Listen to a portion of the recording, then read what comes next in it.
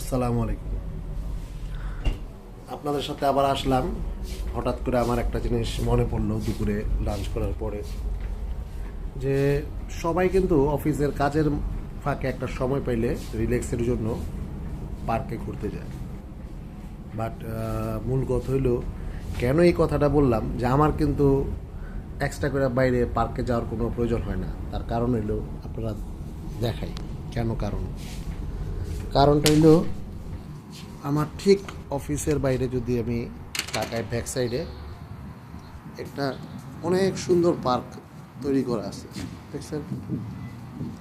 But তার চেয়ে বেশি সুন্দর আমরা যদি ফ্রন্ট সাইডে যাই, এই দেখেন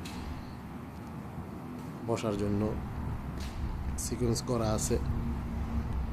শুধু একটা না, এই সাইডেও আছে।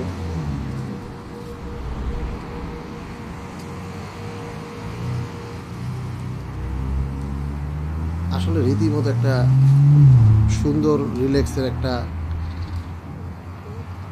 এলাকা বলা যায়। আমার কাছে ভাল লাগে, কার কাছে কতটুকু ভালো লাগে জানি না। আমার কাছে পরিবেশটা খুবই ভালো লাগে, কারণ এই ধরনের পরিবেশ মানুষের মনটা প্রফুল্ল করে তোলে।